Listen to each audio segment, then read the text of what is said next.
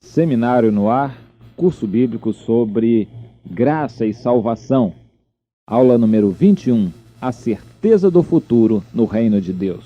Este é o assunto que eu quero trazer para a sua alegria, não só para o seu entretenimento, para o seu estudo, para o seu aperfeiçoamento, para a sua edificação, mas para a sua alegria também. Esse é um assunto maravilhoso, nos enche de gozo o fato de nós sabermos que temos um Deus no céu, que temos um Senhor maravilhoso, um Rei que é nosso amigo, chegou ao ponto de nos amar e dar a sua vida por nós e nos traz para um lugar amplo, espaçoso, maravilhoso, um ambiente alegre, arejado, um ambiente calmo, um ambiente feliz. Isto é maravilhoso, já agora no presente, mas eu quero comentar a respeito da certeza que nós temos para o futuro, pelo fato de pertencermos ao reino de Deus. Você deve tomar a maior decisão da sua vida. A decisão mais significativa, mais importante, é a decisão de ou você entrar para o reino de Deus ou permanecer no mundo, no reino das trevas, onde você nasceu, e reino esse que você abraçou por decisão espontânea de se conformar com este mundo. Então saiba, o reino de Deus é completamente diferente, caminha numa direção completamente oposta aos reinos deste mundo, aos reinos das trevas no qual nós vivemos. Mas para se entrar no reino de Deus é necessário entrar pela porta. E se você não entrar pela porta, não chegará lá. A porta é Jesus. E isso significa que para você entrar no reino dos céus, no reino de Deus, é necessário você morrer para o reino das trevas, para este mundo, negar a si próprio, rejeitar o seu próprio governo sobre a sua vida e aceitar a condição de servo, de servir a Jesus, aceitar a condição de ser um súdito obediente. Enfim, é negar a si mesmo e se tornar um servo de Jesus Cristo. Ele será o Senhor da sua vida. Isto é entrar pela porta. Depois é só continuar. E você estará caminhando no reino de Deus em uma direção maravilhosa, em direção a um futuro certo e seguro. Mas vamos analisar o que nós vemos a respeito deste assunto. Primeiro, a capital do reino de Deus está nos céus. Todos aqueles que aqui na terra pertencem ao reino de Deus, pertencem por adoção, por uma decisão. E eles não pertencem aos reinos da terra. A capital do reino de Deus está nos céus. É isso que a Bíblia nos diz em Hebreus no capítulo 11. E enquanto na terra são peregrinos, forasteiros, são embaixadores do reino de Deus aqui na terra. São peregrinos no sentido da sua condição, são embaixadores no sentido da sua posição. Isso é o que a Bíblia nos ensina a respeito daqueles que pertencem ao reino de Deus, mas, no entanto, ainda vivem aqui na terra e vivem num pedaço qualquer de terra, pertencendo a um país, a uma nação, a um reino da terra. E esses que pertencem ao reino de Deus têm certeza de que a sua capital está nos céus. E a essa capital eles prestam a maior fidelidade. A sua fidelidade máxima não é a este mundo, a César, é a Jesus. Não mais César é Senhor, mas agora Jesus é Senhor. Isso aconteceu com os cristãos primitivos, você sabia? Era costume dos romanos se saudarem uns aos outros, sempre professando lealdade a César. Ave César, César é Senhor. Mas quando os cristãos passaram a pertencer ao reino de Deus, passaram a ser cristãos verdadeiros, já não tinham aquela submissão suprema ao César, ao Império Romano, mas a sua submissão era ao reino de Deus, a Jesus como Senhor da sua vida. E eles então diziam: Jesus é Senhor. O César certamente ficava com ciúmes. Não sei se ele se preocupava tanto, A verdade é que a história mostra que alguns daqueles imperadores romanos ficaram muito enciumados e perseguiram os cristãos. A razão principal, não há dúvida, é de que os cristãos não lhe prestavam a submissão suprema. Prestavam submissão, sim, relativa, até o ponto em que não tivessem que negar a Jesus como Senhor da sua vida. A sua submissão suprema era a Jesus Cristo, Filho de Deus, como Senhor. E isso os cristãos verdadeiros sabem. A sua capital está nos céus. Jesus Cristo é Rei e Senhor. A Ele, Jesus Cristo, eles devem toda a sua obediência em último grau, até ao imprevisível. Em segundo lugar, os cristãos que agora vivem na terra não vivem pelo que veem, não vivem pelo que sentem, não vivem pelo que conseguem com suas mãos, com seus pés, com o seu trabalho, mas vivem em prol do invisível, em prol do que é espiritual, porém aqui na terra agora é invisível. O que existe, o que é concreto, não é só o que é visível. Por exemplo, você vê o amor, você não vê com seus olhos, mas o amor existe e você sabe disto. E assim é com as coisas espirituais. Você não vê Deus e nem pode ver, porque Ele é espírito e não é visível com os olhos nus, olhos carnais. Mas Ele existe. E os anjos também você não vê, mas eles existem e estão ao nosso redor, ao nosso lado. Eles estão vivendo ao nosso redor diariamente, continuamente, frequentemente. Enchem os ares, os anjos e anjos decaídos, que são demônios.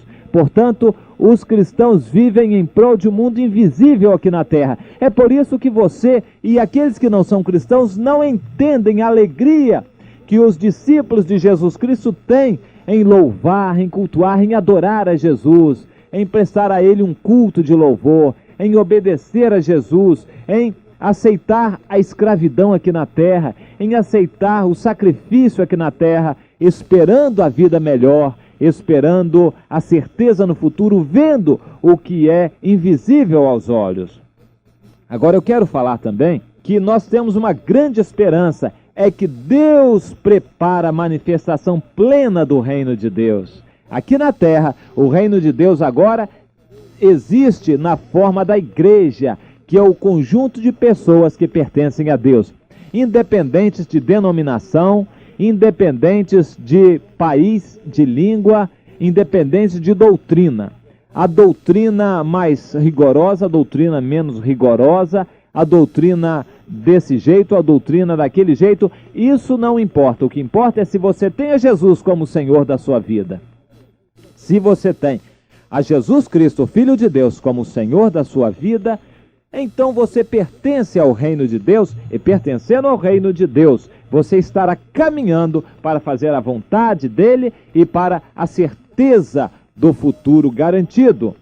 Deus prepara a manifestação plena do seu reino. Agora, por agora na terra, o reino de Deus existe na forma da igreja, que é um grupo de pessoas espalhadas, sofredoras até, mas pessoas alegres, pessoas libertas, pessoas decididas, definidas, pessoas que têm uma convicção na sua alma, que têm uma certeza nessa vida.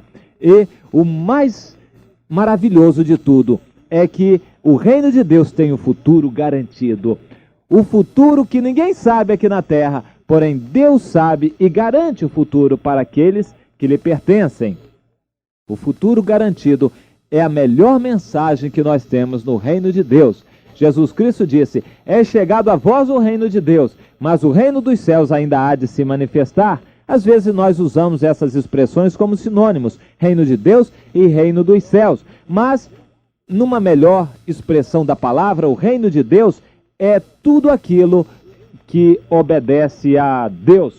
Todo o seu reino, tudo aquilo que faz parte do seu domínio é o reino de Deus. O reino dos céus é o reino futuro que haverá de se manifestar. E haverá um dia que reino dos céus e reino de Deus será a mesma coisa. Mas hoje ainda não é. Reino de Deus é aquele que nós convidamos a você para entrar.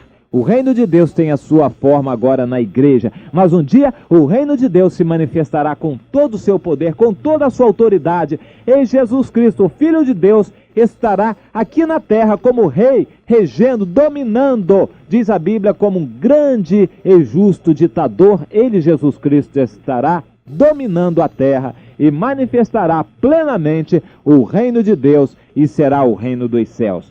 Essa manifestação futura nos traz agora certeza, porque eu pergunto, você sabe o que será amanhã? Você não sabe o que será amanhã, mas se você está no reino de Deus, você tem certeza que o amanhã será feliz para você.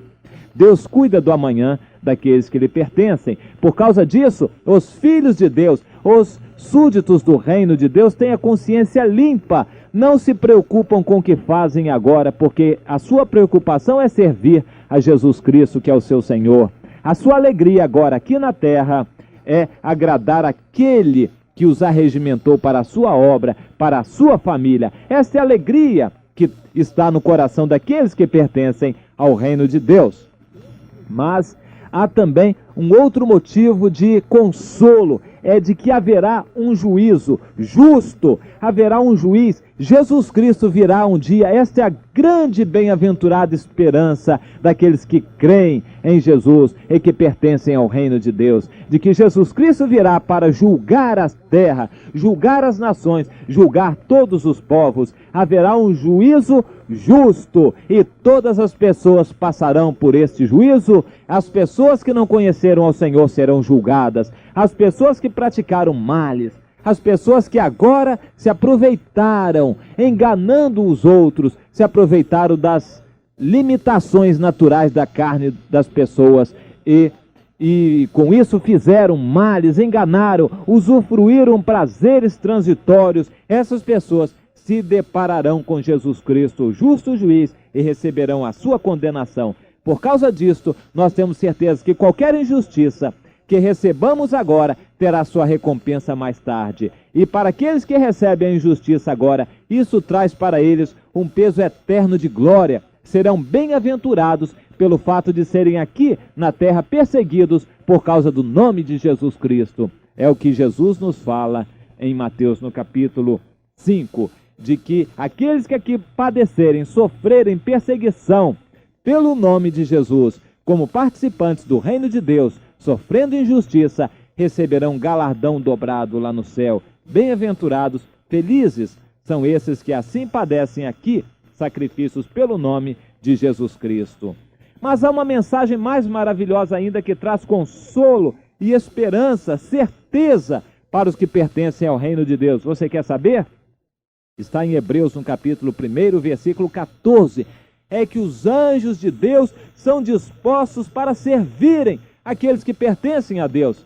Ah, isso é demais. Mas é maravilhoso. Não é demais, não. Os anjos de Deus existem para me servir e para servir todos aqueles que pertencem ao reino de Deus. Eles são ministros. Os anjos são servos para servir. Eles estão à nossa disposição. Só que eles não obedecem a nós. Eles obedecem a Jesus. Mas Jesus manda que eles façam tudo o que é necessário e coloquem o seu poder à nossa disposição. Isso é o melhor motivo para nos alegrar e nos alegrarmos, e nós temos certeza com relação ao futuro e termos paz agora no momento presente, de que os anjos estão preparados para nos servir.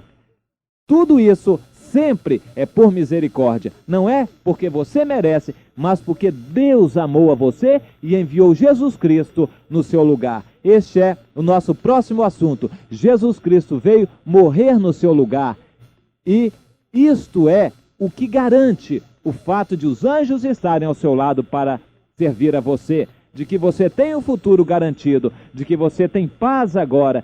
Tudo isso você pode ter pertencendo ao reino de Deus. Se você ainda não entrou, entre agora. Decida em seu coração, em sua vida, com toda sinceridade, fale para Jesus Cristo que você está morrendo para a vida do mundo, morrendo para você, para viver para Jesus no reino de Deus. Amém.